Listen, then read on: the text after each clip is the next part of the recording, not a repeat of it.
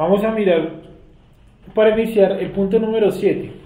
Vamos a ir primero a Habacuc, capítulo número 2, versículo número 4, y luego vamos a ir al libro de Hebreos. Esa es como la introducción, ya luego miramos bien, empezamos arriba.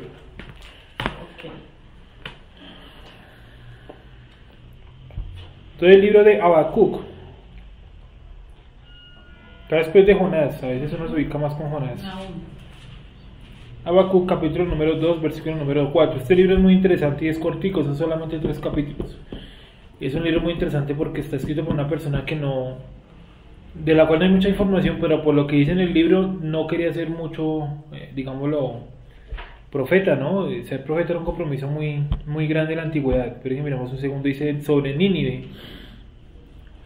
Este es una generación posterior, no una, varias generaciones, 2 o 3 generaciones posterior a Jonás. Y Habacuc predice por la destrucción de la ciudad de Nínive, que en algún momento de la historia de la humanidad fue la ciudad más grande que hubo en el planeta. Una ciudad enorme. Yo creo que cada generación de la humanidad tiene una super ciudad, ¿no? En estos días, pues, ¿cuál es la super ciudad de nuestros días? Nueva York, ¿no? Ya la hemos mencionado varias veces. En otros tiempos fue Londres, en otros tiempos fue París.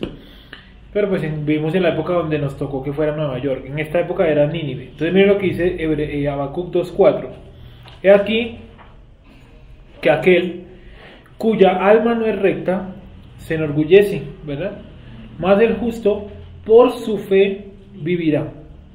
Por su fe vivirá. Tiene una concordancia, ¿cierto? Que es la misma que está acá. Hebreos 10:38. Miremos por favor esa cita, pero sin perder a Habacuc. ¿Cómo dice Hebreos 10:38? Mas el justo vivirá por fe, y si retrocediere no agradará a mi alma.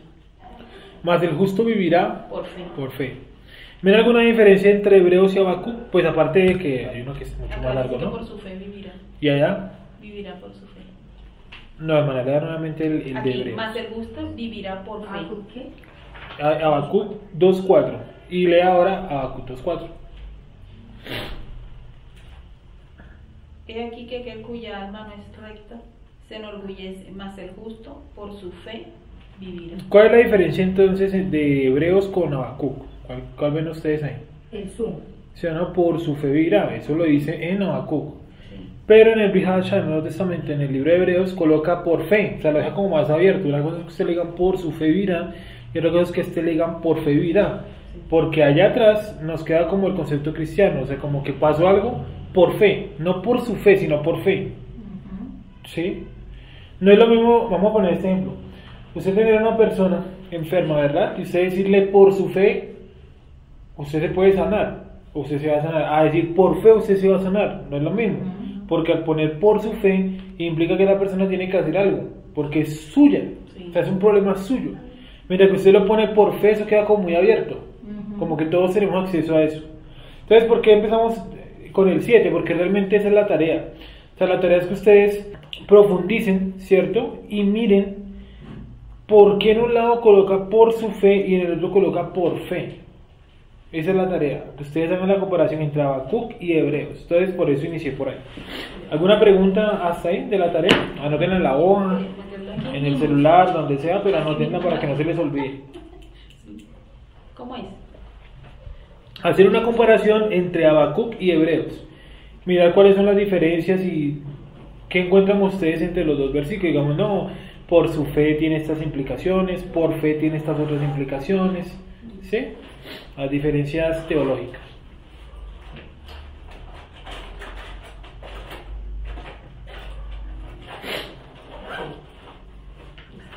Listo, bueno, ahora sí empiezo bien entonces, ya que no hay preguntas hasta ahí.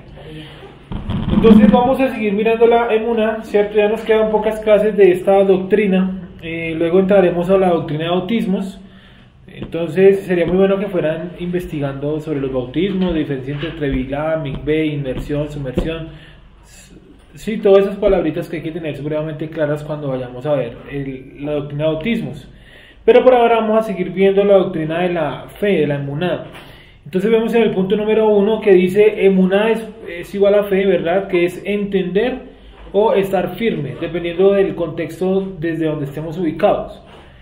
2, ahora ya sabemos que la palabra o el concepto entre entender y estar firme son contiguos, ¿sí o no? Porque yo no puedo entender algo en lo que no estoy firme y yo no puedo estar firme en algo que no entiendo. Entonces vimos aquella vez, hace mucho tiempo, hace como un mes, donde decíamos que si una persona no puede estar firme en algo que no entiende, y si la persona no entiende es porque no está firme. Entonces usted no puede estar firme en los mandamientos porque no los entiende, y no los entiende tampoco porque no está firme en ellos. ¿Sí? Bueno, son conceptos unidos. 2, la emuná es entender al Eterno. ¿Sí? Eso ya lo hemos visto también, ¿verdad? Todo aquel no se goce el fuerte en su fortaleza, ni el rico en su riqueza, ni ¿qué más dice? Ni el valiente en su valentía. El que haya de como alegrarse, ¿sí o no? Sí, a la vez en esto, en conocerme y en entenderme, dice el Eterno. Entonces, emuná es entender al Eterno. Muchas personas afirman tener fe, pero realmente ni siquiera conocen al Creador y no saben qué es lo que creen. Yo tengo que saber todo de mis creencias, todo con mayúscula, ¿no? Desde conceptos teológicos, versículos, contextos, personajes, el porqué de cada práctica, el porqué de cada celebración, elementos del idioma hebreo, guardar el Shabbat y profundizar en la escritura. ¿Sí? Yo como creyente, usted como creyente, debe conocer muy bien lo que usted cree, porque entonces usted no sería creyente, usted sería, no sé, un fanático, alguien que asiste, alguien que le gusta el tema, pero no como tal un creyente. ¿Sí? Voy a volver a repetir esa lectura. Entonces muchas personas, dice el punto número 3, muchas personas afirman tener fe. ¿Sí me has escuchado eso? Todo el mundo dice que tiene fe y todo el mundo nos incita o nos dice, nos anima a tener fe. Entonces hay que tener fe.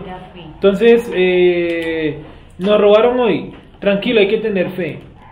¿Sí o no? Me fue bien en el trabajo, eso es porque usted tiene mucha fe. No, yo sé que a fulanito le va bien porque él tiene mucha fe. Yo sé que usted va a pasar a la universidad, yo sé que usted va a conseguir trabajo porque usted tiene mucha fe. Pero ¿qué es fe? O sea, fe para la gente del común se volvió prácticamente algo etéreo. ¿Cómo es algo etéreo? Algo que usted no puede tocar, ni sentir, ni ver, pero que está ahí para las personas. Nosotros no pensamos eso, ¿no? Entonces, aquí vamos. Sí, entonces todos afirman tener fe. Desde un ateo tiene fe. Un musulmán tiene fe. Todos tienen fe. Entonces la fe no puede ser algo universal, es decir, nuestra emuná, nuestra fe no puede ser la misma que la de un católico. No podría ser lo mismo, porque entonces ¿qué diferencia hay? ¿Sí me hago entender? ¿Qué puntos, digámoslo así, cómo decirlo? A ver, ¿qué puntos opuestos podría haber entre nuestra emuná y el catolicismo? Empezando, por ejemplo, por la adoración a estatuas. Es algo totalmente contrario a nosotros, entonces no puede ser lo mismo. Sí, es que es el mismo Dios, no es el mismo Dios. Sí, no puede ser el mismo Dios. ¿Sí? ¿Por qué no puede ser el mismo Dios? Porque uno opina una cosa y el otro opina otra cosa. ¿Sí?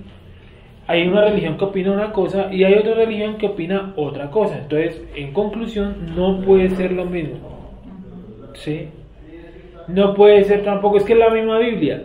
Sí, bueno, pero hay unos que la leen y otros que no la leen. Pero sigue siendo la misma Biblia, pues en toda la Biblia vamos a encontrar a Habacuc, Nahum, Jonás, todos los libros. ¿Sí o no? Sabemos que la católica tiene unos libros de más, pero los libros digámoslo así que a la hora de la verdad es la misma cuestión. O sea, aquí podríamos hacer el mismo estudio de la fe con cualquier tipo de Biblia y podríamos leer allí lo mismo y la clase va a ser exactamente lo mismo. Sí, porque los textos como tal traen ¿cómo les digo yo? Traen el concepto, pero la revelación la da Dios. ¿Sí? Entonces todo el mundo afirma tener fe. Genial, ¿sí o no? En eso no estamos descubriendo absolutamente nada nuevo.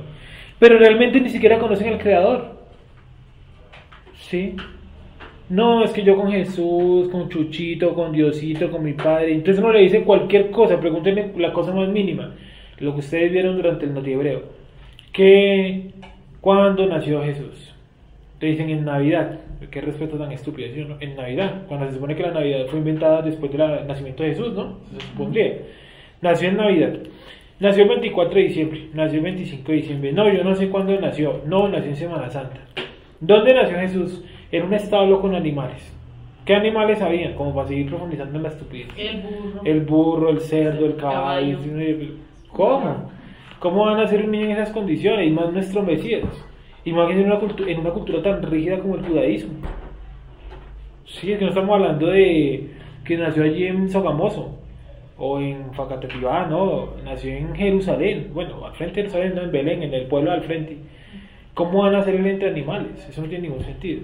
Pero para la gente eso es conocer a Dios. Entonces realmente hay emuná allí. Entonces pensemos un momento cuánta gente allá afuera tiene emuná, muy poca. Aún en el cristianismo. La verdadera. Sí, la verdadera emuná, gracias. ¿Sí o no? Aún en el cristianismo hay verdadera emuná. Yo pues no los puedo meter a todos en la misma bolsa, pero yo digo que la gran mayoría no tiene verdadera emuná. Es más, muchos no conocen nada del Creador. Muchos van, cantan, bailan, saltan, se ríen, reciben hasta toques del Eterno, liberación, pero no conocen a Dios. Sí, acuérdense que los milagros no hablan de Dios. Sí, Dios hace milagros, pero los milagros no hablan de Dios, porque hasta un brujo puede hacer milagros. Entonces, si los milagros fueran exclusivos de Dios, pues diríamos que el brujo que les mostré la cosa, creo que no sé si a Wendy, donde sacaba una rana de la garganta de una persona, eso es un milagro. O sea, no es algo sobrenatural. Diríamos que el man tiene la razón, y no, porque el man primero practica un hechizo de brujería y tal, ¿sí? Entonces, una cosa no tiene nada que ver con otra. A ver, los milagros no tienen nada que ver con fe. Nada. ¿Cuántos milagros hay registrados de Juan el Bautista? Registrados, porque nosotros no sabemos si de pronto hizo o no hizo, ¿no? Registrados en la Biblia de Juan el Bautista. Ninguno. ¿Cuántos milagros hizo, por ejemplo, un tipo como Jonás? Ninguno. Registrados, ¿no? Estamos hablando de registrados. ¿Cuántos hizo Pedro? A veces sí hizo. ¿Sí o no? Dice que había una vez un tipo sentado a las afueras del templo y le dijo, ¿por qué no me sanas? Y Pedro le dijo, lo que me han dado te doy. Le extendió la mano y el hombre se paró y caminó. No era ciego, estaba paralítico, sí, que pero. Entonces, pero eso no quería decir que él fuera más grande que Juan el Bautista, porque Juan el Bautista, dice Yeshua, ¿no? Es el varón más grande que ha nacido de mujer. Sí, él es el último profeta. Él es el último profeta. O sea, en esa lista que ustedes ven, Isaías, Jeremías, Ezequiel, Nahum, Habacuc, el último es Juan el Bautista. De ahí para allá se acabaron los profetas. O sea, él fue el último profeta. Sí, eso está claro, ¿verdad? Bueno, entonces ni siquiera conocen al Creador. ¿Qué es conocer al Creador? O sea, yo como digo, sí, yo lo conozco, o no, yo no lo conozco. Sé que la respuesta de todos va a ser como progresiva, lo estamos conociendo, porque conocer a todo Dios, dice nadie, ha visto a Dios. ¿Solamente quién? El que estaba con Dios y lo dio a conocer, o sea, Yeshua, ¿sí? Bueno. Pero la pregunta de fondo es, ¿cómo yo sé que yo conozco a Dios? Pensemos a ver. Si a usted le preguntara, ¿usted conoce a Dios? Uno diría, sí, yo conozco aspectos de Dios. ¿Qué conoce usted de Dios? ¿Qué responderías tú, güey? Yo diría que para conocer a alguien uno debe saber lo que le gusta y lo que no le gusta. Pues hablando de gustos en cuanto a muy terrenal. Sí, y queda bien. Y en cuanto pues gustos, yo creo que en la Biblia más que nada especifica lo que le gusta y lo que no le gusta. Y con palabras muy cercanas a lo que tú estás utilizando. O sea, él dice, a mí me desagrada. Para mí es una abominación, o sea, no le gusta. Al Eterno no le gusta el olor. Tal cosa, pues, ¿Cierto? O sea, lo que le gusta y lo que no le gusta. Esa es una buena. Porque yo sé lo que a Dios le gusta y lo que a Dios no le gusta. Entonces ya pasaremos a otra pregunta y es ¿cómo Wendy obtuvo ese conocimiento? Eso no fue que ella estaba en la playa y el viento del mar le trajo el conocimiento. Tuvo que haber algo, ¿sí o no? ¿Cómo tú llegaste a ese entendimiento, conocimiento? O sea, esa emuná, ¿cómo llegaste a ese nivel de emuná? Pues cuando con cuestiones, ¿no? O sea, cuando mi papá empezaba a cuestionar muchas cosas, que le hacía a uno preguntas que uno no tenía la respuesta. Entonces cuando hay ese tipo de confrontamientos que tú no tienes la respuesta de algo en lo que tú creías, entonces pues ahí se genera un choque, ¿no? Entonces ahí es cuando ya en mi caso pues me puse como a leer, como a mirar cosas. Indagar. Y ahí ya uno va obteniendo respuestas. Respuestas, indagando, listo. Jessica, pensé que se había terminado de escribir. ¿Tú qué opinas? ¿Cómo conoces tú algo de Dios? Ya Wendy nos dijo, conozco algo de Dios porque sé qué es lo que le gusta y qué es lo que no le gusta. Entonces ya es un nivel bastante elevado, pienso yo, porque saber qué le gusta a Dios, ¿sí o no? ¿Qué es lo que Dios quiere? Es complicado y la Biblia nos dice qué es lo que Él quiere y qué es lo que Él no quiere. Todo, ahí está todo. ¿Tú qué opinas?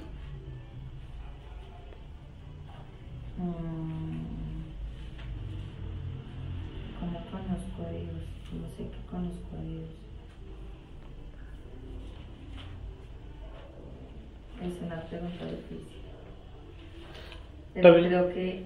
También se hace muy difícil porque Wendy dio una respuesta que abarca muchas Eso iba cosas. a Sí. decir, porque pues prácticamente uno sabe que conoce a Dios cuando entiende quién es Dios. Y si uno lo entiende a través de lo que uno conoce, pues es más fácil decir quién es Dios. Porque, por ejemplo, uno podría basar su... ¿Alguna? Sí, o sea, no, su concepto de quién es Dios conforme a, no sé, lo que tú decías, los milagros, o hoy amanecí feliz, pues Dios está conmigo, así como un montón de sentimentalismos. Y pues creo que cuando uno entiende, aleja lo que siempre hemos hablado aquí, esos sentimientos de entender o no al Eterno. Es decir, gracias. Es decir, como lo vemos, entre yo más conozca, entre yo más indague, y ya miramos la parte del sentimentalismo, yo más conozco a Dios, o sea, yo más me acerco a Dios. O sea, entre usted más lea, más investigue, más, obviamente la Biblia y todos los temas relacionados a ella, usted va a encontrar más luz, y la luz lo está acercando al Eterno. Si usted se retrae y no investiga, si no va a leer, no va a consultar, quiere decir que su emuná se está debilitando o no la hay. Sí. Sí me hago entender. ¿Cuántos nos ha pasado que hemos leído un pasaje de la Biblia así, a topa tolonda, ¿no? Y años después o meses después nos lo encontramos otra vez el pasaje y entendemos, pero uno dice, pero yo he leído este pasaje muchas veces y nunca lo entendí. Si uno queda impactado por eso, ¿por qué cree? Porque en aquel momento usted estaba seguro de leyéndolo, ahora usted lo está indagando, diferente. Entonces esa actitud diferente a usted lo acerca al Eterno, como lo decía, bueno, como ya empezó a investigar, creo que a todos nos pasó igual, más o menos, empezamos a investigar y nos empezamos a aproximar al Eterno. Sí, de hecho es Él que nos aproxima a nosotros. Sí. Ahora, en la parte del sentimentalismo, entre yo más le saque los sentimientos a Dios, no a usted, porque usted no se los puede sacar. Su condición de ser humano le impide no tener, le impide sacarse, ¿verdad?, los sentimientos. O sea, usted no se puede sacar los sentimientos. ¿Sí? Mientras estemos en ese cuerpo de carne y hueso, ¿no? Carne, hueso y sangre. Pero entre usted más le saque los sentimientos a Dios, usted entiende más a Dios, porque usted entiende que Él no es que esté allá arriba feliz, triste, llorando, enojado, no, usted entiende más así. Que cuando Dios dice, a mí me desagrada tal cosa, no quiere decir que Él esté allá, mejor dicho, parado de espalda mirando por la ventana con mala cara, sino que es mucho más profundo que eso. Sí, también cuando Él dice hagan tal cosa, Él lo hace porque Él sabe muy bien qué es lo que le conviene al ser humano, porque imagínense que Él fue el que nos creó. Si usted hace, por ejemplo, vamos a poner el ejemplo de papá e hijo, o mamá e hijo, mamá e hija, papá e hija, y si usted tiene un hijo, ¿no? Yo imagino que usted quiere que él que él tome consejo de lo que usted le dice. Entonces usted le dirá ciertos consejos. No, mijo, no coja por esa calle porque cuando yo era joven me robaron. No crean tal persona porque yo me conozco a la gente así y yo sé cómo después son. Entonces usted quiere que él siga ese paso. Si él va y hace lo que usted no le recomendó y se equivoca, ¿qué le diría a usted como mamá, como papá?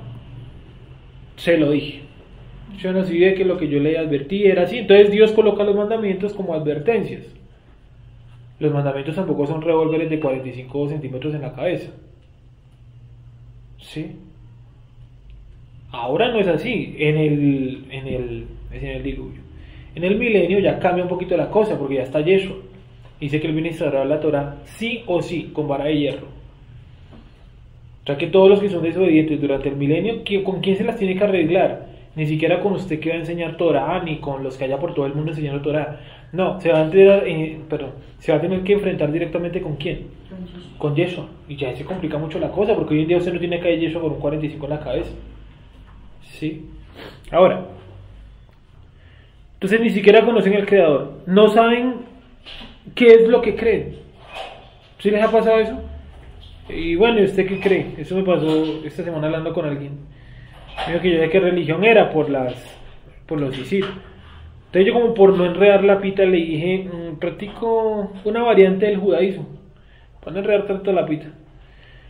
Entonces me causó curiosidad porque me había preguntado eso. Por lo general la gente que le pregunta a uno de qué religión es porque ellos también tienen una religión, o sea, no son apáticos al tema. Entonces puede ser una manera también de uno entrarle, ¿no? Entonces yo también le pregunté, bueno, ¿y usted de qué religión es? Bueno, yo soy católica, pero cuando ponen el pero, quiere decir que están ocultando su catolicismo, están ocultando su desconocimiento de lo que ellos dicen creer. ¿Sí me hago entender? Entonces la muchacha me dijo, sí, yo soy católica, pero, entonces acuérdense siempre, cuando alguien les diga, yo soy de tal religión, pero, quiere decir que está ocultando el desconocimiento que tiene de lo que acaba de decir. ¿Sí? Entonces yo soy católica, pero no voy mucho a misa. Entonces yo pues no cogí por el lado de las misas, no misas. Y dije, bueno, ¿y qué creen allá? Porque realmente yo no, pues le pregunté, yo no tengo ni idea qué creen allá, no sé, no tengo conocimiento. Y dijo, no, pues celebramos la Navidad, celebramos la Semana Santa, la Pascua. A mí me hicieron un montón de cosas. Y dije, bueno, ¿y ustedes dónde sacan esas celebraciones? Porque le puse el ejemplo, los mayas sacaban sus celebraciones del Popol Vuh.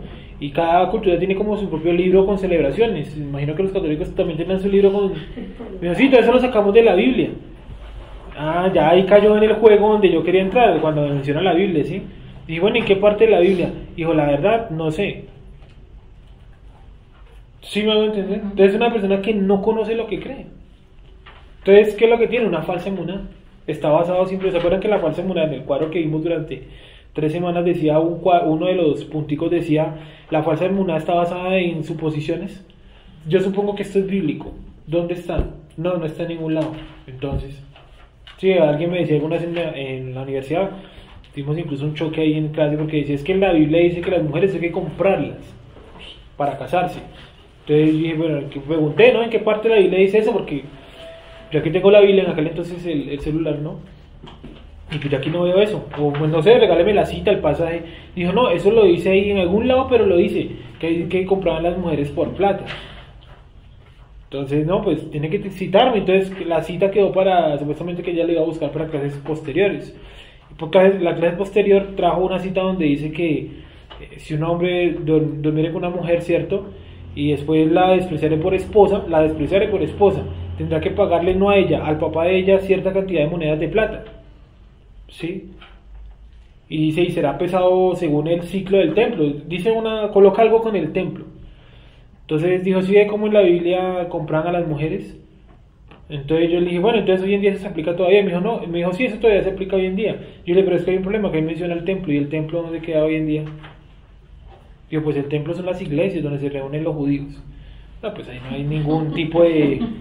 Sí, ellos creen que templo es una iglesia. No, sí, no. Entonces no hay ningún tipo de debate porque la gente no conoce. ¿Sí? A ver, entonces no saben qué es lo que creen. Pregúntenle a sus familiares. La pregunta más fácil es con cuestiones como, por ejemplo, la Navidad. Y bueno, ¿y por qué colocamos un árbol? O ustedes, ¿por qué colocan un árbol? ¿De dónde salió el árbol? Y verán que la gente dice, no sé. Empiezan a recurrir a cosas, como lo dice Jessica, sentimentales. Es que me gusta. Sí, no, es que no importa cuándo haya nacido Jesús, lo importante fue que nació. Imagínense que sí nos importa. Porque por algo la Biblia se echa como 4 capítulos en Lucas y como 2 en Mateo explicando cuándo fue que él nació. Y unas cronologías larguísimas que hay una que tiene un error ahí por traducción. En Salmón, ¿se han visto los ascendientes de Yeshua? Que hay uno que se llama Salmón. Por ahí hay un error en un nombre, después lo vemos. Y la gente no sabe eso y dicen, no, es que no importa cuándo él haya nacido. No, sí importa. Importa muchísimo. Sí. Además, si no importa cuándo nació, entonces no importan las profecías que hablaban de su nacimiento. Entonces, al no importar los profetas, tampoco importa la Torah, porque los profetas ¿en qué se basaban? Pues en la Torah. Entonces no importa nada. ¿Sí? Dice, no seáis como el tonto, ¿no? Que cree que todos los días son iguales. O sea, chaval, eso no, ¿para qué? No importa si nos reunimos domingo o sábado, lo importante es que nos reunamos. No, sí importa. Porque por algo Dios dice, reúnanse en Shabbat, o no. Espiritualmente tiene que haber algo diferente. Y yo creo que lo hemos notado, no sé si alguno de ustedes se ha puesto a pensar en eso. Comparen las reuniones como esta, la de hoy, con el Shabbat. Con las mías también, ¿sí o no? Clases que yo también doy en Shabbat. Y compárenlas y verá que la clase está igual de preparada al Shabbat. Sí, ahí va y toda la vaina. Pero hay algo diferente, es una atmósfera espiritual, ¿no? Una vaina espiritual diferente, tiene que haberlo. ¿Por qué, chaval? ¿Sí? Recordemos cuando íbamos a iglesias, cualquiera haya sido el culto, y durábamos 1 hora, 1 hora y media, 2 horas en un culto, media hora, 45 minutos en el catolicismo, o 1 hora, no sé cuánto durará exactamente. ¿Sí? Y acordémonos cuánto sueño y desidia nos daba durante la hora o las 2 horas de la reunión. Era una desidia. Uy, es eterno. Sí, a mí habían cultos, para mí no todos, porque también mentiría si digo que todos. Hay unos cultos que para mí duraban 4 días, uy, no, eso eran interminables, ¿sí? Y el Shabbat, eso uno inicia y ya rápidamente es el mediodía, y llegamos aquí a la 1 o 2, y rápidamente ya son las 5 y tomamos algo y se acabó el Shabbat. O sea, se va rapidísimo, y es porque hay una atmósfera espiritual diferente, y donde podemos aprender muchos temas de alta complejidad, y como que nos entra mucho más fácil. Pero póngase usted en una iglesia a enseñar o a aprender un tema así. Yo estuve en institutos bíblicos donde la clase duraba 1 hora y media y eran unos temas supremamente básicos, más básicos que esto. Y paila, no, era muy pesado el ambiente, no entraba, era como no pesado en cuanto a espiritual, sino aburridor, tenso, tedioso, ¿sí? Porque no hay una atmósfera espiritual como la de Shabbat, ¿sí? Donde podemos ver un montón de temas diferentes y complejos y leer un montón y no nos da como esa desidia. Entonces la gente no conoce lo que cree. También la gente que se disfraza, ¿no? Y usted sabe de dónde surgió el acto de disfrazarse. No, pero es que es una tradición muy bonita. Yo estaba hablando de la Navidad. El árbol, usted sabe, no, yo no sé, pero es que en Navidad es donde aprovechamos para reunirnos todos como familia, las personas que uno no ha visto durante el año, pero tiene que tener ¿cómo les digo yo? Un contexto más profundo espiritualmente hablando, porque la gente ese día, por ejemplo, entra en más depresión. ¿Sí o no? Hay una acción de todas maneras de las fuerzas del mal, nuestra lucha no es contra carne ni sangre, sino contra principados, potestades, en una fiesta como Navidad, donde los suicidios y las riñas abundan, ¿no? El día que más se pelea aquí en Bogotá, cuando es el Día de la Madre y Navidad. Sí, ¿se acuerdan el folleto que una vez hicimos? Donde habían cifras de los suicidios que se presentaban aquí, bueno, a nivel mundial, según una ONG, en Navidad. Unas cifras escandalosas, más que cualquier otra fecha. Entonces tiene que haber también una estela espiritual negativa, y la gente no la pilla, pero la disfraza con algo bonito, porque las luces y los colores pues es algo atractivo al ojo. La gente sale a mirar luces, no tienen ni idea por qué salen a mirar luces, pero es agradable al ojo, y llame, hay 20, hay gente afuera, ¿sí o no? Y los niños con sus gorros, todo eso es muy bonito, ¿sí o no? Para ellos, pero eso es una tradición primero pagana y la gente no sabe, y segundo está cargada de sentimentalismo. ¿Cómo es posible que la gente crea el 31 de diciembre que el mundo se va a acabar? Hay gente rechusera. ¿Y no? Creo que no. A veces no. Hay gente, pero así. Cuéntanos, ¿cómo eras? Sí. Lo digo por una experiencia muy cercana. La gente literalmente, o sea, no, se la pasan llorando, es un drama porque, por ejemplo, no hay regalos o no hay para la cena, o valoran el querer a un familiar por si hay comida o si hay regalos. Este año no hicimos nada, este año fuimos un fracaso, el otro año va a ser diferente, sí, pero sí. drama literal. Sí, que... digo que, pero sí. Y es como, y duran así como una semana antes de, como pensando en que ya no tenemos plata, va a llegar el 31 y ahora pues qué vamos a cenar, qué vamos a comer. Digo que pienso yo, pues opino yo, ¿no? Que todo eso se dispara apenas termina Halloween. La gente empieza, enseguida ya se pone la ropa navideña, pues la camiseta navideña, ¿no? Ansiedad. Y esa ansiedad dura más o menos como hasta el 7 o el 8 de enero, que es cuando ya la gente empieza a desmontar. O sea, imagínense, es una fiesta, está tan marcada y es tan pagana, ¿sí o no? Que la gente no se ha dado cuenta que es la única fiesta que dura 2 meses. Noviembre, un pedazo largo de noviembre, pues todo diciembre, y un pedazo largo de enero, ¿sí o no? Y la gente dice, no, es que eso es normal. Es que nosotros no somos fanáticos. Nosotros no somos fanáticos. Yo les pregunto, nosotros como hebreos, una fiesta como, pongamos el mes primero, que la Torah dice guardaréis este mes primero. Nosotros, si fuéramos fanáticos, desde el mes 12 ya estaríamos montando toda la preparación. Y hasta el mes 2 estaremos todavía hablando de lo que pasó el mes primero. Pero no, pues nosotros no lo vimos así, bueno, ese es otro tema. Pero lo que me refiero es a ellos. ¿Cómo es que desde noviembre, terminado el día de los disfraces, ¿cierto?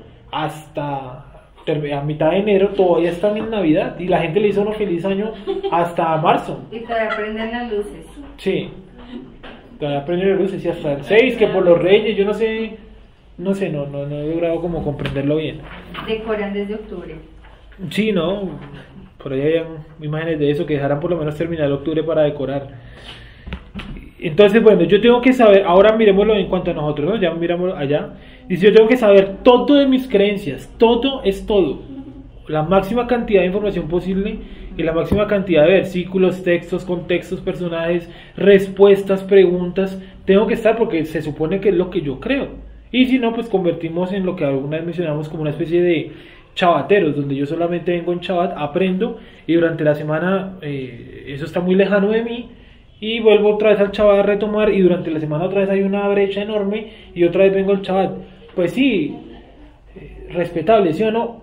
Pero no va a crecer su emuná de esa forma, no va a entender. Y cuando venga el día de la prueba, su casa va a estar construida sobre la arena o sobre la piedra. Sobre la arena. Entonces miremos, todo sobre mis creencias, de conceptos teológicos. La vez pasada mencionamos algunos, como por ejemplo el concepto de Mesías. Hay gente que le dice, ¿por qué los judíos le dicen Mesías y nosotros le decimos Cristo? Es una pregunta un poco, pues uno diría que pregunta tan estúpida, ¿sí o no? Pero hay gente que le pregunta a uno eso y uno tiene que tener una respuesta. ¿Qué más uno debe conocer en esto? Bueno, conceptos teológicos, versículos. En la Biblia dice, y bueno, ¿y dónde dice eso? Uno tiene que decir más o menos el libro, la cercanía, en qué contexto fue escrito. Contextos, no es el mismo contexto, por ejemplo, de Primera de Reyes a Segunda de Reyes.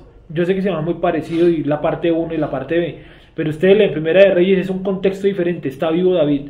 A final de Segunda de Reyes está Esdras, totalmente diferente. Han pasado los 70 años en Babilonia, entonces no tiene nada que ver. Tengo que conocer también, aquí me faltó, personajes, ¿no? Claro, el porqué de cada práctica. ¿Y ustedes por qué se reúnen los sábados y no los domingos? ¿No hay gente que les pregunta eso? ¿Y ustedes por qué las mujeres tienen que utilizar el velo? Aunque imagino que de pronto no mucho, de pronto por fotos y eso les preguntan a ustedes por qué utilizan velo. A los hombres, de pronto los que utilizamos los isis por fuera, ¿cierto? ¿Por qué ustedes utilizan esos hilos azules? Entonces uno tiene que tener una explicación. ¿Sí? El porqué de cada celebración. ¿Sí? Le preguntan, no, uno a veces dice que hoy es mi año nuevo, por ahí en el mes de marzo, abril. ¿Y por qué ahora y no en diciembre? Se supone que todos dicen, ¿no? Todos son años nuevos en diciembre. Entonces uno también tiene que tener una explicación, es decir, yo también tengo que conocer bien claro el calendario, saber en qué mes estoy, más o menos entender o tratar de conocer el movimiento de la luna o los ciclos lunares por lo menos, ¿sí?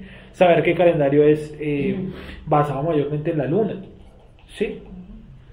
También tengo que conocer elementos del idioma hebreo. Porque uno en el idioma hebreo pues encuentra también un montón de sabiduría. Toda la sabiduría está ahí. Hoy tenemos la facilidad de tener pues, libros traducidos al español, Biblias al español. Pero ¿y si no tuviéramos esas herramientas qué? Esa facilidad. ¿Sí? Y hay aplicaciones. Esta semana me puse a cacharrear mucho con las aplicaciones porque liberé la memoria de mi celular y hay como harta memoria. Y descargué una aplicación que me pareció interesante. Se llama Traductor de Google, pero este tiene una cosa especial y es que usted le puede tomar fotos a los textos que usted encuentra en otros idiomas.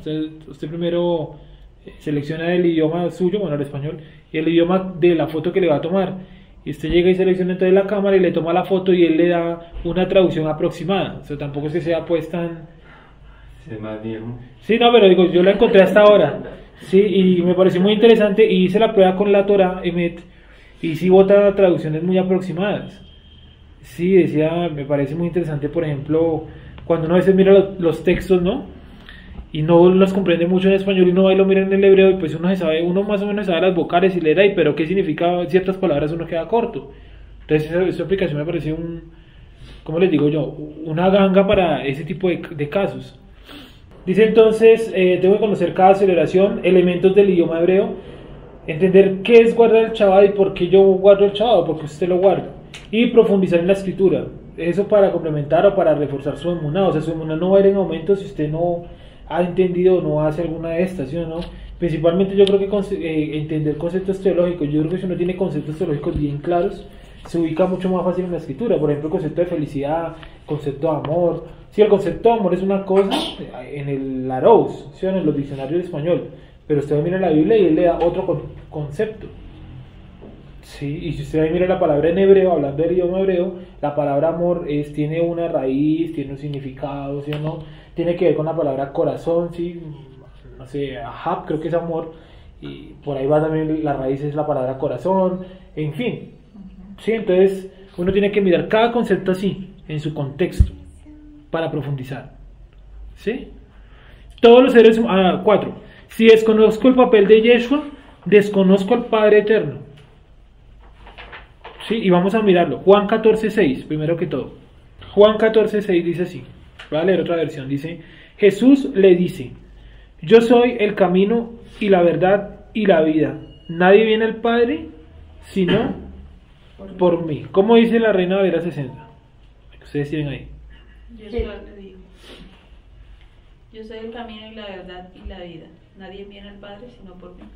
Yo soy el camino, la verdad y la vida. No, nadie va al Padre sino por mí. O sea, que ¿quién es el que nos lleva hasta el Eterno? Yeshua. Pero ¿quién primero nos colocó en mano de Yeshua? El Eterno. ¿Se acuerdan que eso lo vimos la vez pasada? Donde veíamos que nadie va al Padre si no es por Yeshua. Pero nadie viene a Yeshua si el Padre no se lo entregó a Yeshua. Sí, es un círculo que no se puede romper.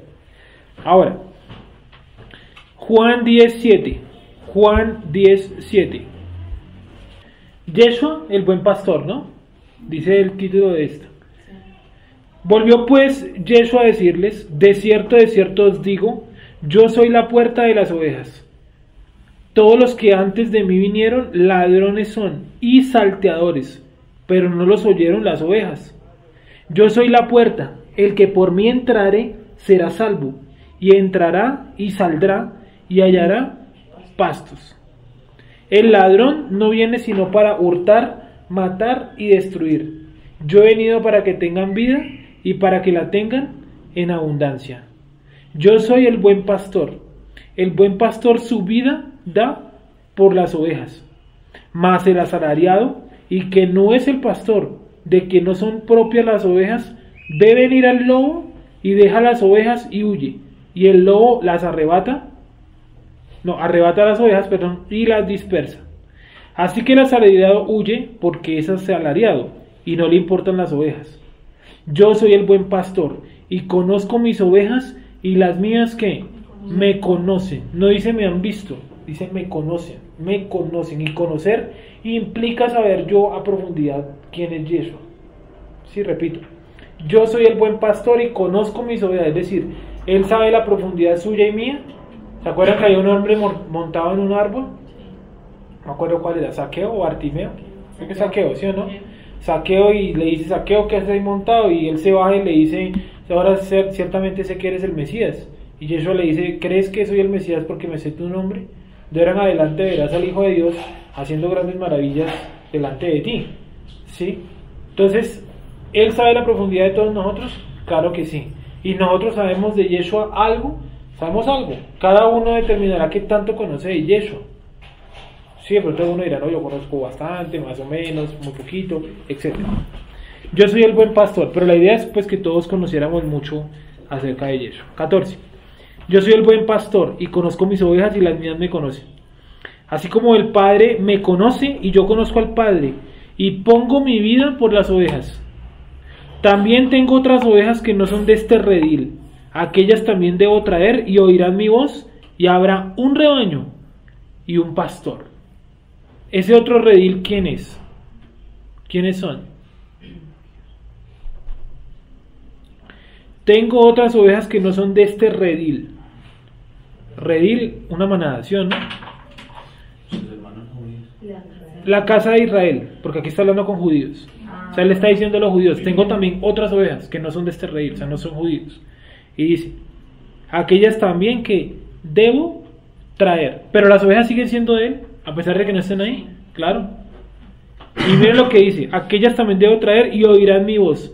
Y habrá un rebaño y un pastor, es decir, está diciendo que él va a unir a la casa de Israel o al redil de Israel y al redil de Judá. Y oirán un pastor. 17.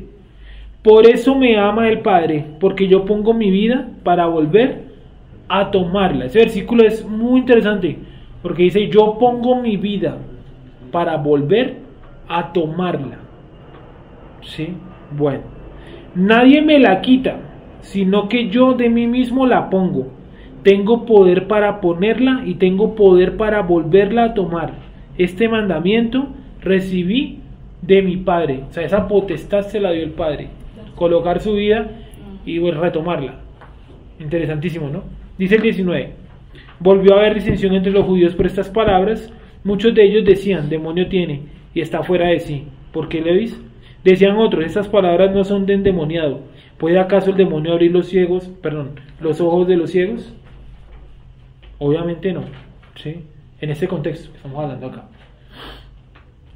Dice entonces, el papel de Yeshua es que él es el pastor, ¿sí o no?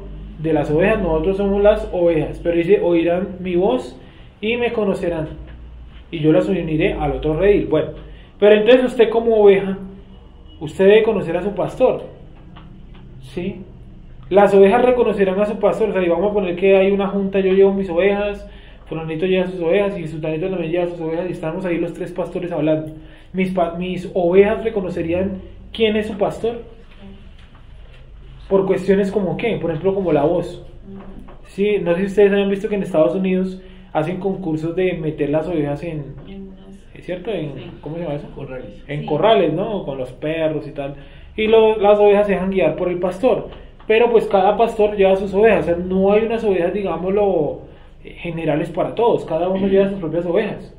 Sí, porque él es el que las cuida. Entonces ellos reconocen que él es el que las guía, el que las cuida, el que las protege. ¿Sí? Entonces lo mismo, usted tiene que conocer a su pastor. ¿Quién es su pastor? En este caso estamos hablando de Yeshua, él es el buen pastor. ¿Y nosotros cómo conocemos acerca de Yeshua? ¿Qué tengo que hacer yo para conocer acerca de Yeshua?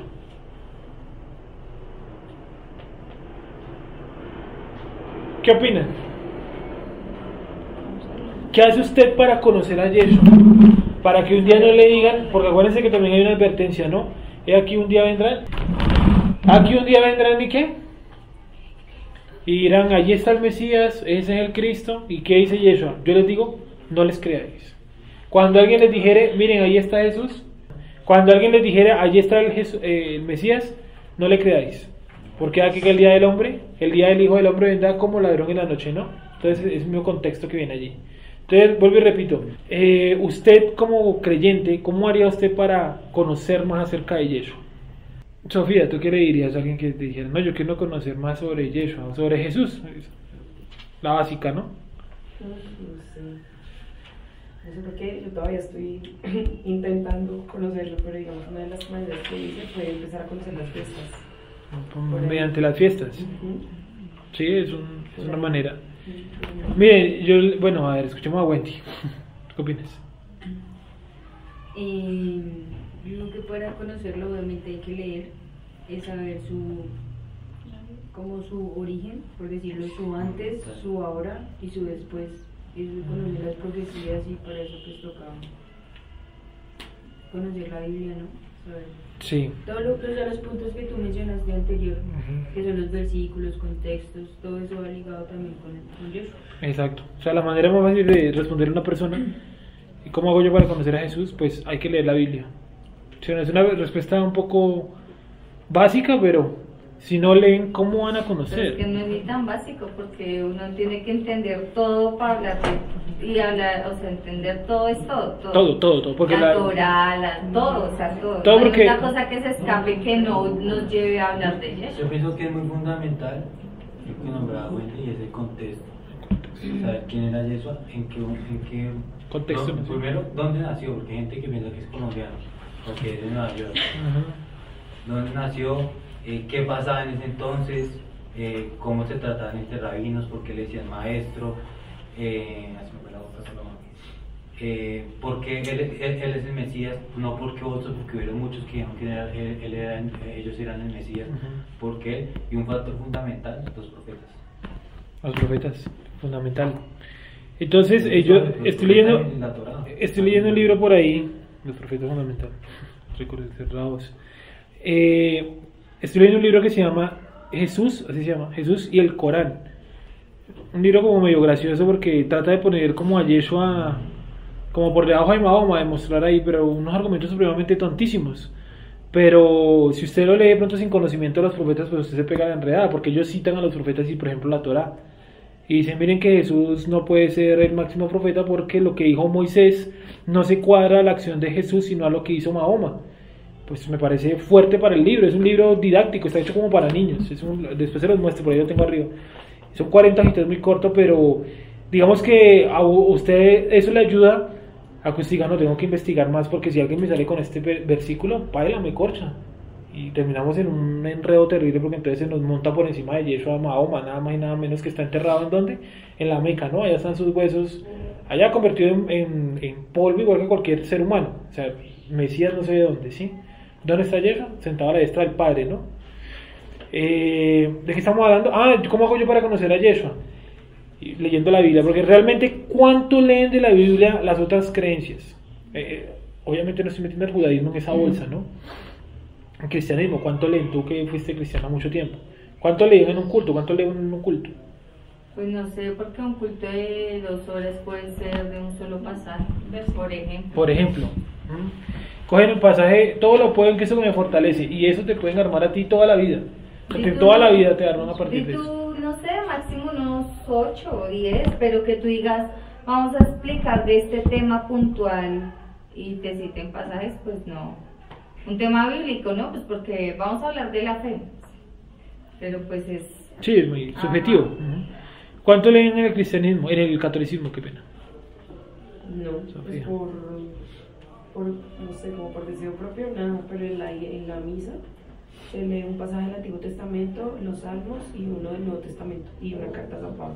Y te explica supuestamente, pero pues no explica nada.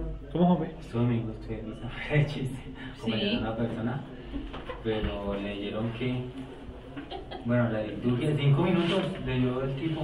De ahí para allá es pura liturgia. Sí, para allá y pues lo que siempre he dicho, la verdad.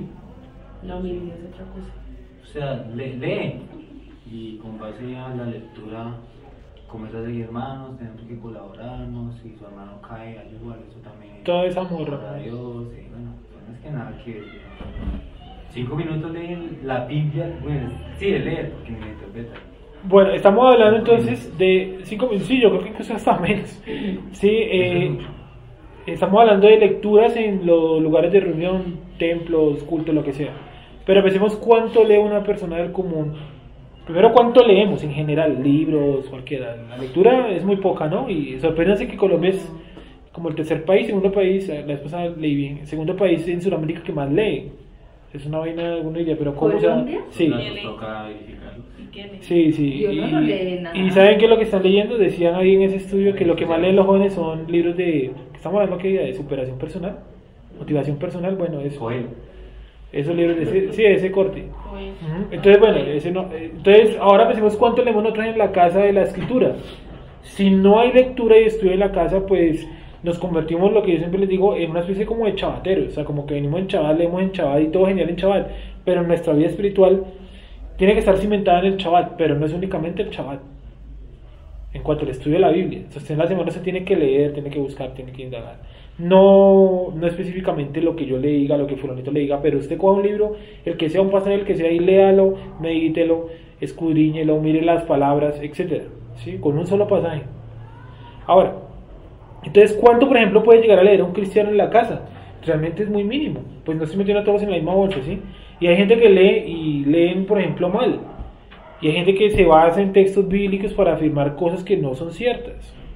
Por ejemplo, no sé si vieron la semana pasada, una señora que era testigo de Jehová y se murió porque durante el parto tuvo un sangrado excesivo y la familia no permitió que le colocaran sangre y murió desangrada. Sí, murió por falta de sangre, de sangre, no sé. Murió. Sí, y uno diría, eso pasa, miren, la muerte de una persona a causa de qué? Del desconocimiento de la escritura.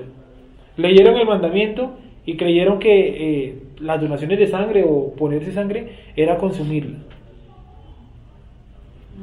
Y eso generó la muerte de una persona. Y vaya uno a saber cuánta gente más de esa religión no ha muerto por esa causa, por esa gracia más bien. ¿Sí? ¿Me hice entender? Entonces, ¿de qué íbamos? ¿Cómo conozco a Yeshua? Era la pregunta, ¿no? Entonces, pues, leyendo la Biblia, obviamente. Y yo creo algo muy firme, y es que la Biblia, por donde usted coja, por donde usted entre, se va a encontrar a Yeshua. Si algunos mencionaban a los profetas, si usted coge por ahí, se va a encontrar a Yeshua cada 2 centímetros. Si usted coge por la Torah, cada rato también se lo va a encontrar. Si usted coge por el Brit Hadashah, Nuevo Testamento, también se lo va a encontrar mucho más que por los otros lados, más directamente, ¿no? Si usted coge, por ejemplo, un libro que se hacía una piedra, por ejemplo, el libro de Job, que es una piedra, es un ladrillo, ¿sí? Usted ahí va a encontrar también cosas de Yeshua. El libro, por ejemplo, lo que estamos viendo, ese era el tema que estaba buscando, y era el tema que estamos viendo de los sacrificios, que es un tema complejo, lo que estamos viendo en Shabbat, es un tema complejo y amplio, muy, muy amplio. Ahí también podemos encontrar a Yeshua, en temas así de ese tipo, pues claro, ¿sí o no? Porque su muerte tiene que estar relacionada con esos sacrificios. Entonces ahí entraríamos a otro tema, ¿por qué Yeshua tenía que morir? ¿Qué profeta dice que Yeshua tiene que morir? Daniel. ¿Daniel en qué contexto estaba? ¿Dónde vivía? En Babilonia. ¿Por qué estaba en Babilonia? Por el destierro. ¿Por qué fue el destierro? Por el pecado que está mencionado en Primera de Reyes y Segunda de Reyes. ¿Y esos reyes de dónde salieron? De David y Salomón. Y si ven, ahí me voy remontando de para atrás. Voy abarcando todo. Es decir, por donde usted se meta, de todas maneras va a estar involucrado Yeshua por ahí. ¿Sí? Si a usted se le pierde Yeshua, se complica la cuestión. Sí, puede llegar a ser peligroso. ¿Se acuerdan lo que estamos viendo que día que mi papá estaba, creo que hablando de ese tema o enseñando del tema, y decía de que habían empezado por la gracia y habían terminado en la carne? Sí, que empezando por la gracia cayeron de la gracia, y es la gente que empieza creyendo en Yeshua, llega a la Torah mediante Yeshua y después lo niega. Pero si usted llegó a la Torah mediante Yeshua, ¿eso qué quiere decir? Que no están estudiando los dichos de Yeshua. Digo, los que traen ese cambio drástico a la ortodoxia. No están estudiando la vida de Yeshua. No están estudiando lo que él dijo. Simplemente alguien vino y les dijo, él no puede ser el Mesías porque murió en una cruz y todo el que se ha colgado en un madero es maldito. Entonces él no puede ser el Mesías. Se basaron en eso nomás para decir que Yeshua no es el Mesías. ¿Sí? ¿Alguna pregunta hasta ahí?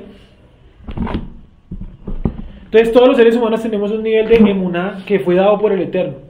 Eso está en Romanos 12:3, miremoslo un segundo. Romanos 12:3. Digo pues, por la gracia que me es dada, a cada cual que está entre vosotros, que no tenga más alto concepto de sí que el que debe tener, sino que piense de sí con cordura, conforme a la medida de fe que Dios repartió a cada uno. O sea, Dios a cada uno le dio una medida de fe. Eso no quiere decir que debe ser su medida estándar. Le dio su medida de fe. Es decir, que todos los seres humanos tenemos una medida, estamos hablando de medidas diferentes de emuná, o sea, de conocimiento. El conocimiento que tenía Moshe no se compara en absolutamente nada a todos nosotros juntos, por ejemplo. El conocimiento que tiene un tipo como uno de los apóstatas, cualquiera, Cash Luna, no se compara a una persona que pueda venir aquí y estudiar a profundidad. No se puede comparar porque es un tipo que está utilizando la Biblia para robar a la gente. Todas las charlas del man hablan de plata, para empezar.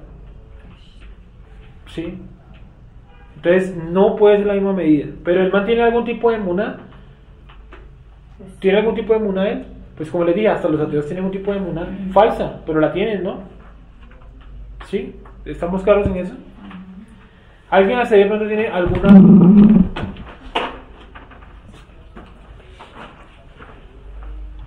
Ahora, el papel de Yeshua es fundamental, ¿sí o no? ¿Cómo dirían ustedes que es, cómo ponerlo? A ver, una fe, una emuná integral, o sea, ¿cómo ustedes dirían? Es que no quiero utilizar la palabra sana, bueno, va a tocar utilizarla, una sana emuná. Ustedes dirían, esto es una sana emuná. ¿Perdón? Sí, una emuná fuerte, o sea, ¿cómo ustedes hacen fuerte en su emuná? ¿Cómo usted fortalece su emuná? Aparte de todo lo que está mencionado en la hoja y que ya Wendy también lo retomó ahorita que participó. Yo creo que así a grandes rasgos Para tener una emuná íntegra, uno debe conocer los mandamientos, ¿cierto? La Torá, y muy bien quién es Yeshua. Creo que esos dos elementos son fundamentales. Conocer los mandamientos y conocer muy bien a Yeshua. Eso usted, digámoslo, como palanca de entrada, lo va a llevar a todo lo demás. A las dos casas, a los profetas, a todo lo demás. Es decir, el personaje clave de toda la Biblia es Yeshua. Aún en las dos casas vemos que el personaje importante es Yeshua. Miren que lo que leímos ahorita de las ovejas está hablando indirectamente de las dos casas, porque él dice, sí, ustedes son un redil, qué bacanería, pero yo tengo otras que no son de este redil, y vamos a hacer un solo redil con ellas. Está hablando de las dos casas, ¿sí? Y una de las explicaciones o en lo que dice Yeshua, puede encontrar un montón de temas teológicos que están también en el Tanaj.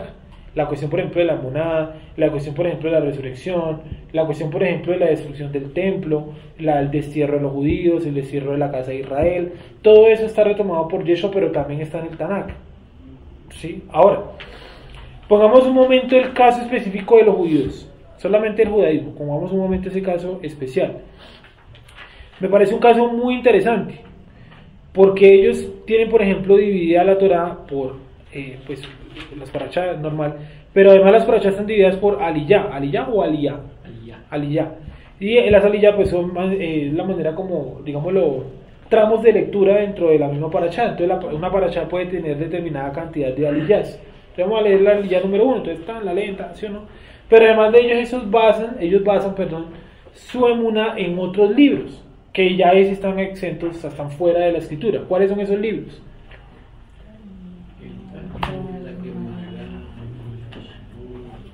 Shulchan Aruch, ¿sí o no? El Zohar, ¿sí o no? El Midrash, Zohar, ¿sí o no? Son libros, el Tania, ¿verdad? Que también es un libro que ellos utilizan mucho, y lo complementan con otros libros de menor importancia para ellos, pero igual los utilizan. Por ejemplo, hay muchos que citan el Pirkei Avot también, citan mucho, por ejemplo, los libros de Maimónides. Dicen, no, Maimónides en el libro Los 13 Fundamentos de la Monada. ¿Sí han leído eso? Los 13 Fundamentos de la Fe. De pronto no el libro, pero ¿saben de la existencia del libro? No, nunca lo han escuchado. Búsquenlo. Podría ser incluso muy bueno que en la próxima clase pudiéramos compartir algo del libro, o sea, mencionar de qué se trata y tal. Los 13 Principios de la Fe, de Maimónides. Entonces, es un caso muy, muy interesante, porque yo les hago la pregunta, les boto ahí la pregunta y ahí miramos qué opiniones hay. Y es, ¿el judaísmo ortodoxo en qué basa su emuná? Ojo con la pregunta, ¿el judaísmo ortodoxo en qué basa su emuná?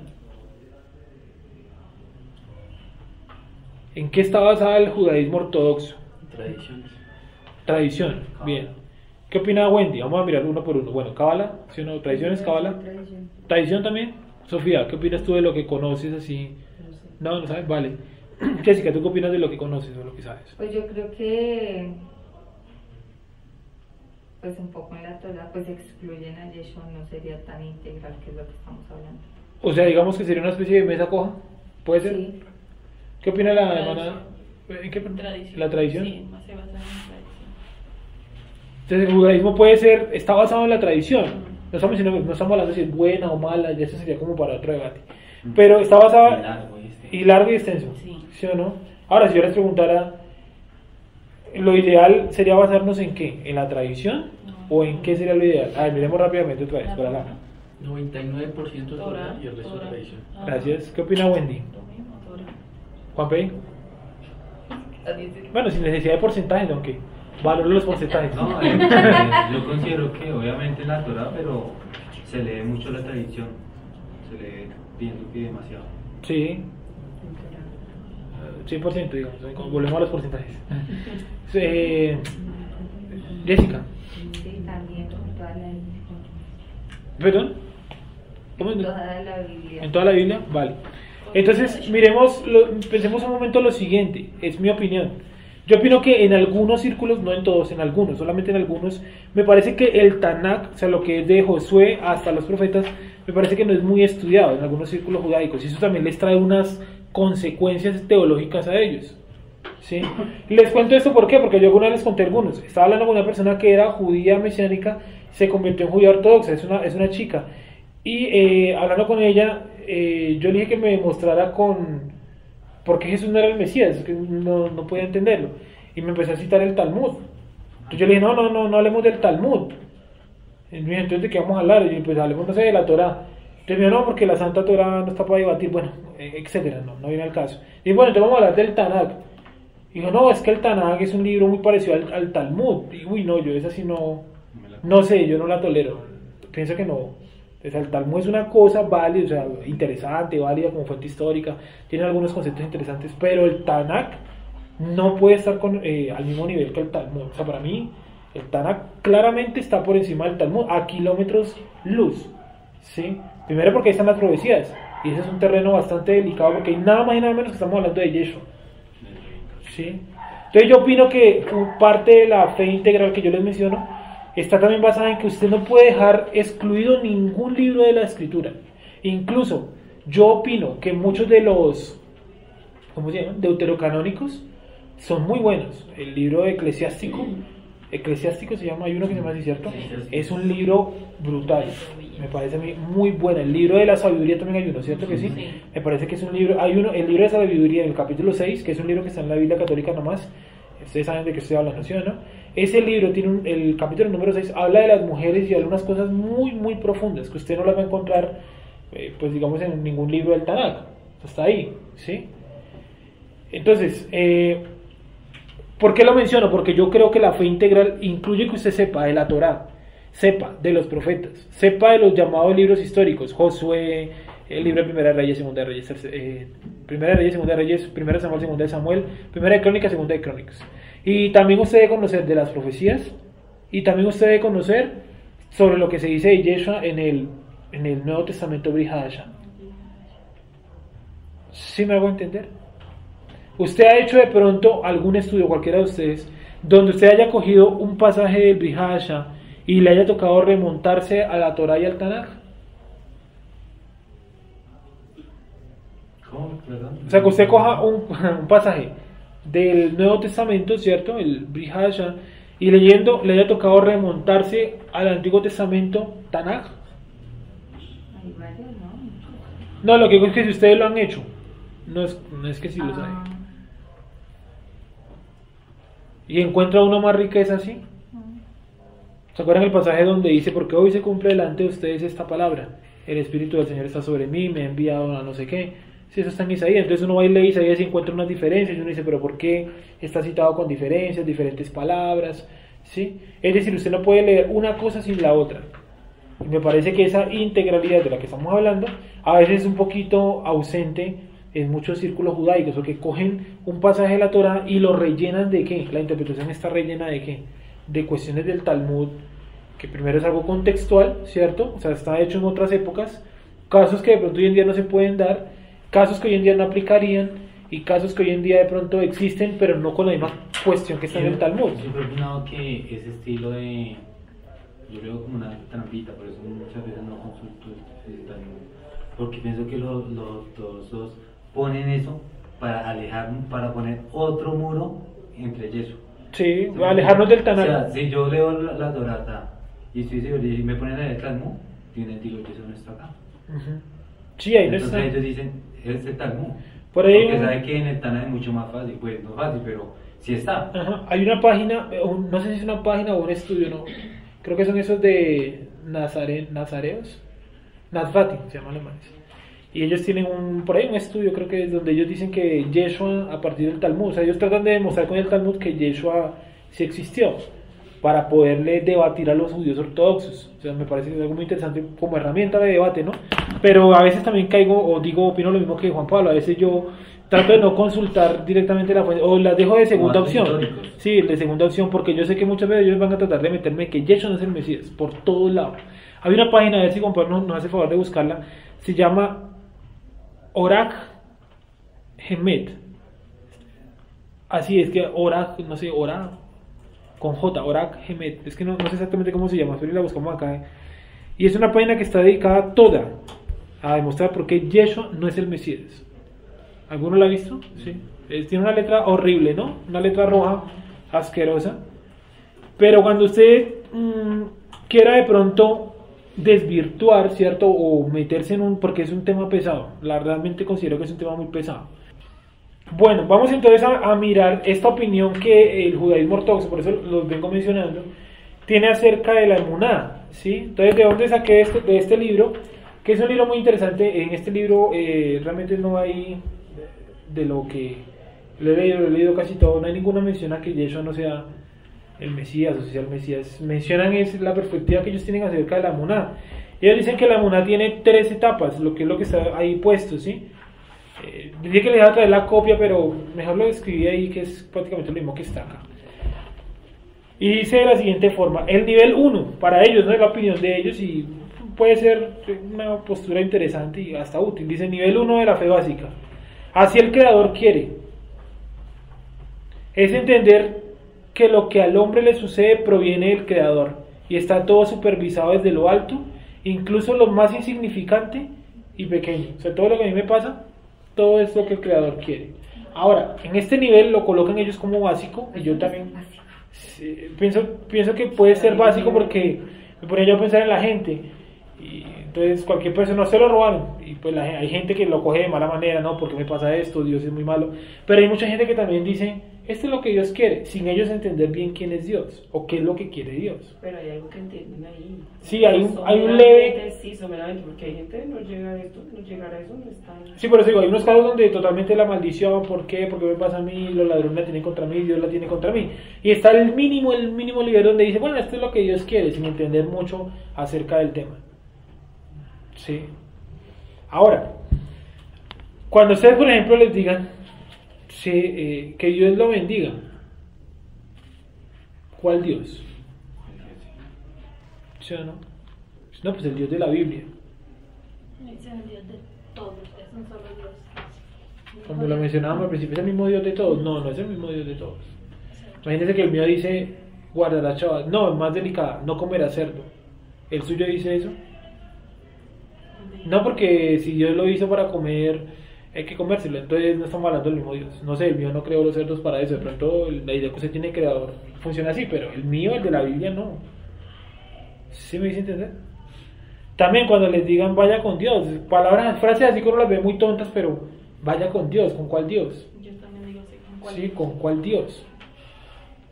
Que Dios lo bendiga, que Dios lo guarde. Cuestiones así uno diría: pero ¿cuál Dios? Sí. Entonces, así el Creador quiere. Cualquier cosa que nosotros nos pase, yo debo preguntarle primero que todo, pero tengo que entender primero que eso fue lo que Dios quería que pasara. ¿Sí? Segundo, nivel 2, fe intermedia. Bueno, todo es para bien. ¿Sí? Este ya se complica un poquito, bastante. E incluso para nosotros, ¿no? Comprender que todo lo que Dios quiere es para bien se dificulta, porque hay cuestiones que para uno son cosas malas. Entonces me robaron, pero yo cómo voy a entender que eso es lo que Dios quiere. ¿Cómo Dios quiere que me roben? Si yo guardo Shabbat, cumplo la Torah, hago esto, hago aquello, ayudo a los pobres, hago de todo, ¿sí o no? ¿Se acuerdan que hay un hombre que llega a Yeshua con esa? Imagínate que ¿qué hay que hacer para ser salvo? Creo que le pregunta, ¿sí o no? Y él le dice, Yeshua le dice que cumplir los mandamientos, ayudar al pobre, le da una serie de argumentos, y el hombre que le dice: yo hago todo esto desde pequeño. Entonces Yeshua se la pone más difícil: ahora ve y vende todo lo que tienes y regálale a los pobres. Eso no es Torah. Pero ¿por qué le mencionó eso? Porque el hombre no tenía realmente su corazón. Las riquezas. Sí, las riquezas. Entonces Yeshua le estaba colocando esa trampa allí. Entonces, todo es para bien. Entender que todo lo que el Eterno nos coloca en la vida es lo que necesitamos. Y estas situaciones, no importa las que sean, siempre nos llevan al bien. Y todo lo que sucedió, sucede y sucederá, siempre será todo para bien. Todo es para bien. Todo lo que nos pase. Si usted lo quiere tomar a mal, tómelo a mal. De todas maneras, eso Dios lo hace por su bien. Incluso una enfermedad. ¿O no? Porque entonces, ¿quién coloca las enfermedades? Sí, yo sé que hay demonios que pueden causar enfermedades, pero de todas maneras, ¿quién está por encima del demonio dándole la orden? El Eterno. ¿Quién le dio la autorización a ese demonio? ¿Recuerdan el caso de Job? ¿Quién le dio la autorización a Satanás para que fuera y lo tocara? Y miren la enfermedad que le causa, ¿no? Una lepra no como la techara, sino una lepra de verdad. Sí. Dice que se paraba y se bañaba en silicio, no sé, a causa de la picazón, de la comezón. Y hay uno de los amigos que viene, esos amigos parece que eran muy conocedores, nunca han leído esa parte del libro de Job. Los 3 amigos que lo visitan son unos tipos que saben más que Job para mí. Y hay uno que le pone una situación, una cosa con eso de la piquiña.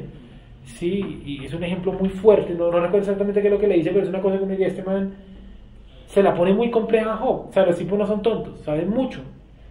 Sí, y entonces como él no le hace caso a los amigos, tampoco le hace caso a la mujer. O sea, si ustedes quieren un personaje que puede ser incluso un poquito tibio, es Job.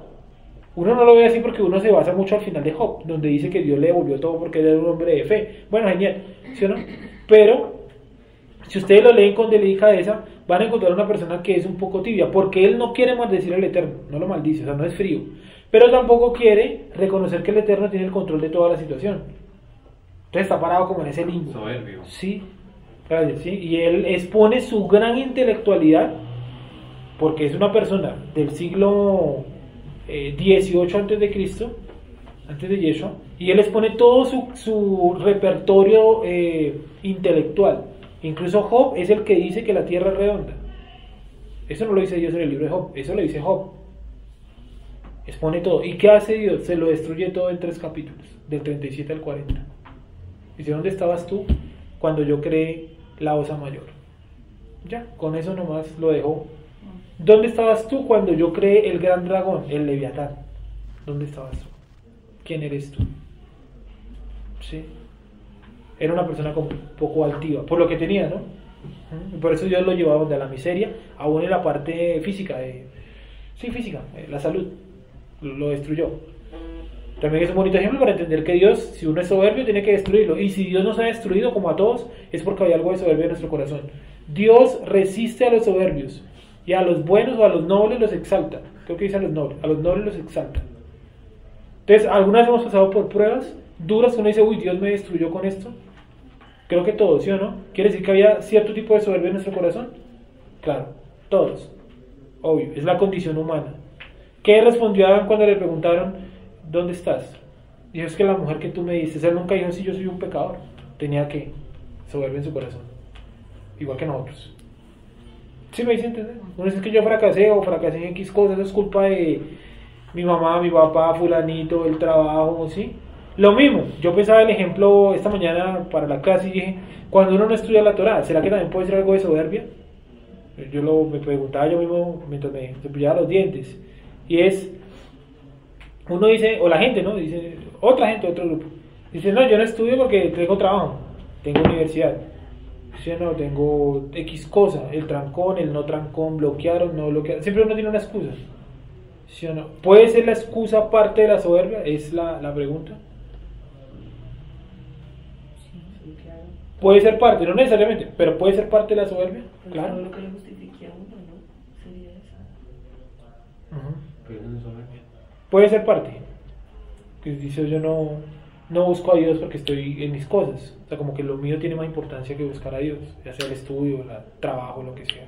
Como que eso está por encima de buscar al Creador. Sí, y en esta cultura sí que nos toca hacer un gran esfuerzo, ¿no? Pienso yo. Un esfuerzo bastante amplio, grande, para buscar al Creador, pienso yo. Para estudiar y eso no es fácil, ¿no?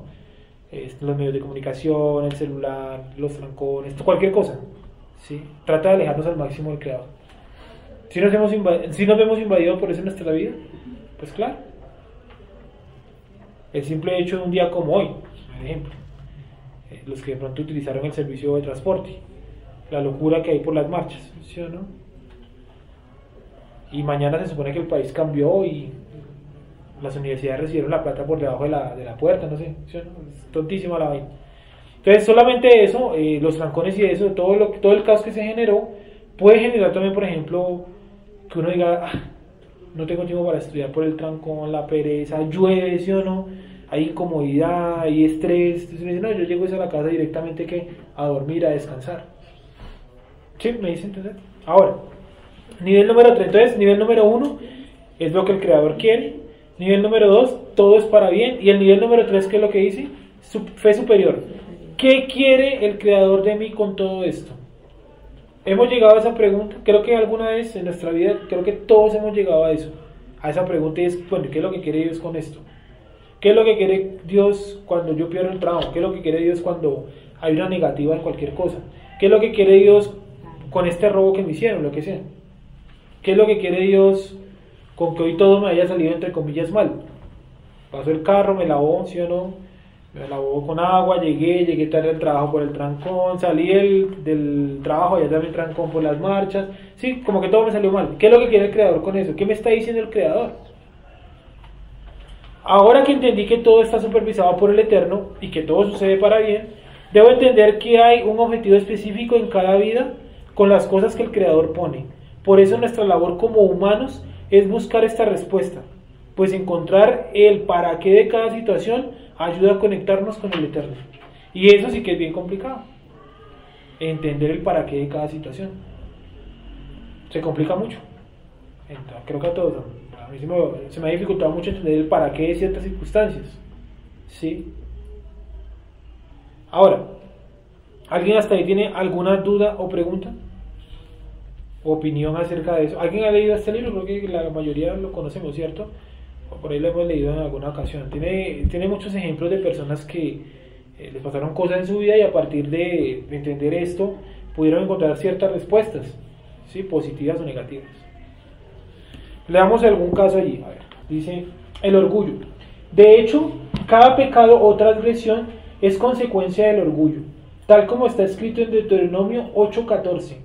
Cuando tu corazón se vuelva arrogante, te olvidarás del Eterno tu Elohim. Por lo tanto, todos los sufrimientos le llegan al hombre para insinuarle que no está en convicción con el Eterno, que no está conforme a lo que dice, no hay nada más fuera de él, y que él mismo no es nada sin el Creador. Todas las caídas del hombre provienen de su orgullo, como está escrito en Proverbios 16:18. La soberbia procede a la ruina y la arrogancia a la caída. Vemos que antes de cada crisis o fracaso que le llega al hombre, predominó en él el orgullo. Y si meditara sobre esto, vería que esto siempre se cumple cuando algo malo le sucede.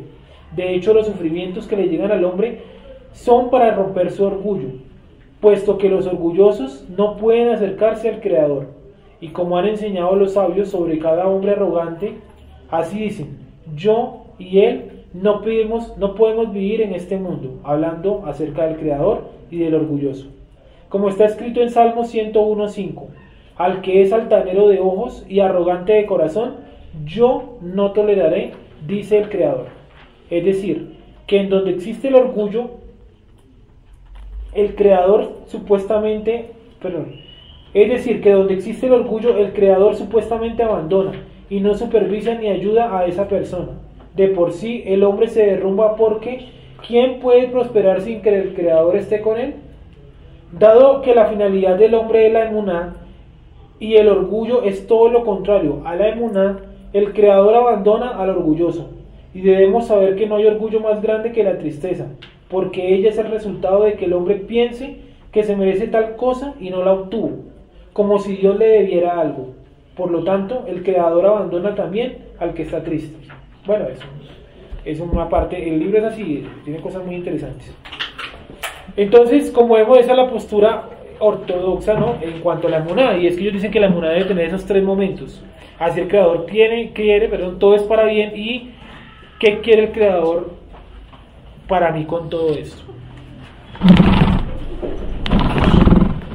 Ahora, cuando a nosotros nos sucede algo, nosotros fuera de lo que opina el libro y eso, ¿cuál es nuestra primera reacción ante algo negativo? ¿Cuál es tu primera reacción ante algo negativo? Como... Desánimo. ¿Ah? Sí, de desánimo, gracias. Sí, puede ser física, emocional. Sí, no sé. como... Sí, desánimo. Desánimo. Tristeza, como... ¿Tú qué opinas? No sé, lo primero, mal genio. Pronto. Rabia, listo, mal genio. Juan P., ¿cuál es su primera reacción? No me gusta quemar. Vale, como una especie de aislamiento, ¿sí puede ser?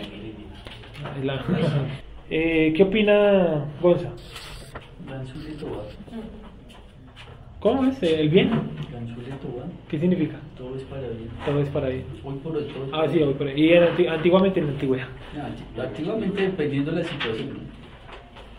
Porque en todos los casos usted, a lo que le venga, usted va a tener una forma diferente de actuar, Sí, por claro. las circunstancias que le lleguen. Y por lo general, afuera, ¿no? Es lo que yo veo. Yo veo que la gente afronta mucho lo que ellos consideran mal, ¿cierto? Lo afrontan mucho entregándose a determinados vicios, ya sea el alcohol o cualquier otro vicio, cualquier otro tipo de cosa que sea enviciante, Es ¿sí? una manera de Escapar. sobresalir a la crisis emocional. Y Sí. cuando usted empieza a entender que el mal existe es en nosotros y no existe en la esencia del Eterno, usted sabe que ese es el método que el Eterno utiliza, esa es la correa que el Eterno utiliza para cuando lo necesito, Ujú. o nosotros pues desobedecemos. Dice, Dios no es deudor de nadie. O sea, si no es deudor de nadie, si usted hace lo malo, Él le tiene que pagar por eso malo. O sea, porque Él no se puede quedar con esa. Que Él no es deudor de nadie. ¿Cómo creen ustedes entonces que la gente, ahora la gente de afuera, cómo ven ustedes? Yo digo desde vicios y prácticas que son como enviciantes, sea la que sea. El alcohol, las drogas, por ejemplo el uso excesivo de las redes sociales, yo qué sé, el uso excesivo de videojuegos, ¿sí? No crean, hay un montón de jóvenes que sufren de depresión. ¿Y en qué aíslan su depresión? ¿En qué desenfrenan su depresión? En los videojuegos, ¿sí o no? Por ejemplo, ahora el 31 de diciembre va a salir muchísima gente con un montón de problemas emocionales a disfrazar y a hacer el ridículo. Tratar de... De octubre. ¿Qué dije? Perdón, ¿de diciembre? Diciembre. No, de octubre. Sí, tratar de ocultar eso que tienen allí. ¿Cómo vemos ustedes? ¿Cómo ve Juan P. la gente de afuera? ¿Cómo afronta la gente de afuera lo que ellos consideran mal? ¿Cuál es su reacción? Sí, ¿cómo es su reacción?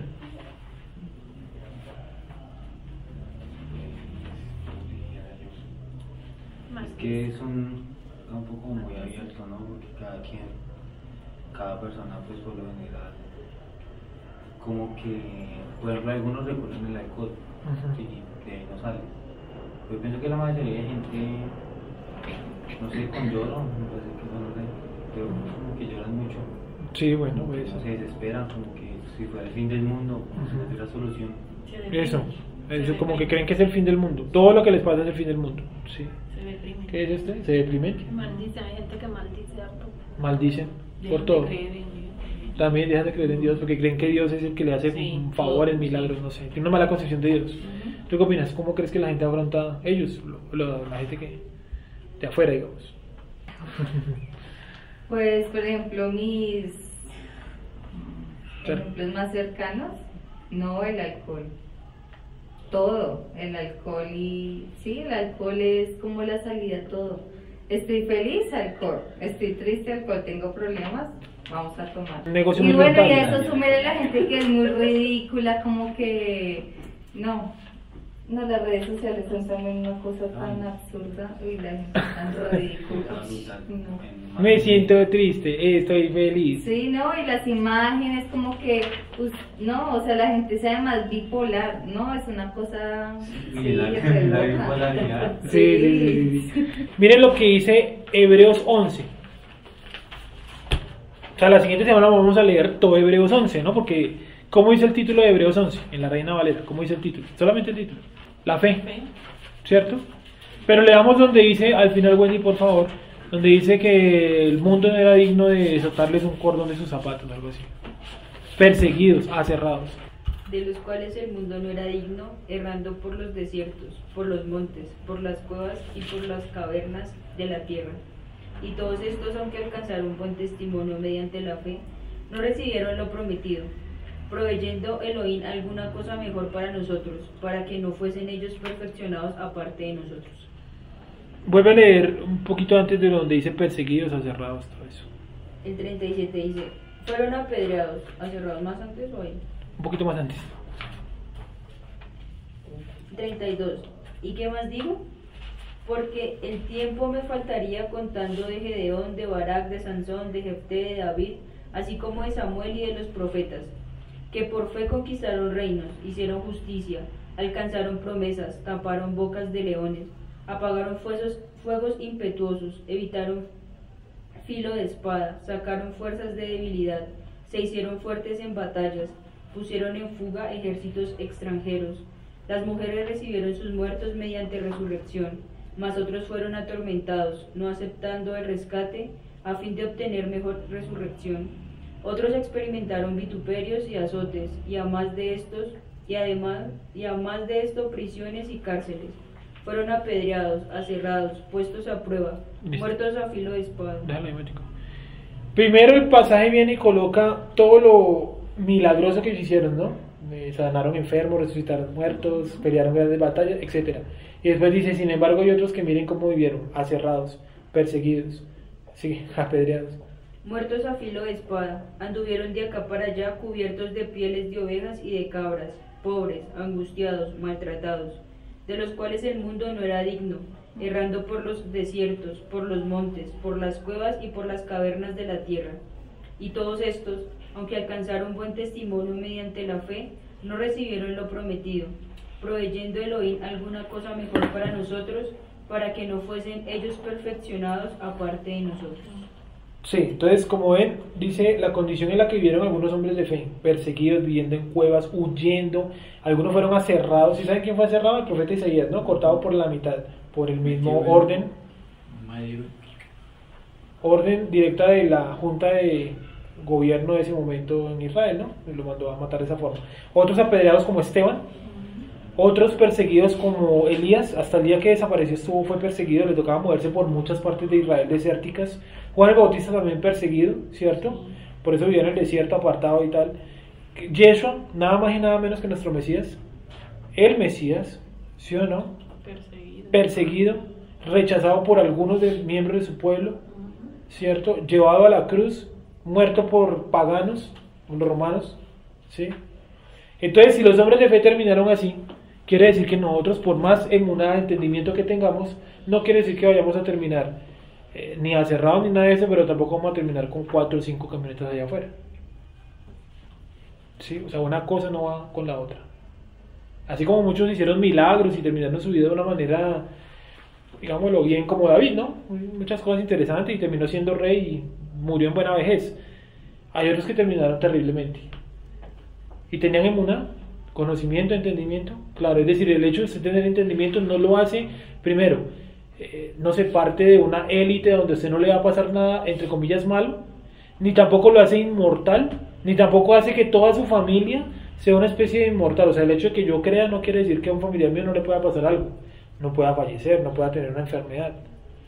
¿Sí me hago entender? Entonces la siguiente semana vamos a leer Hebreos 11. Pero de tarea, como lo mencionamos al principio, va a quedar que hagamos una comparación entre del punto número 7 en la hojita, ¿no? Y es comparar Habacuc 2.4 con Hebreos 10.38. Es muy fácil, es leer uno, leer el otro y decir qué diferencias o qué similitudes hay. Del punto número 7. Sí, una comparación ahí, pues un cuadro comparativo, una pequeña escritura acerca de eso. ¿Alguien hasta ahí tiene alguna pregunta? Entonces ya vamos cerrando el tema, nos queda nomás leer Hebreos 11, responder algunas preguntas que salgan y listo.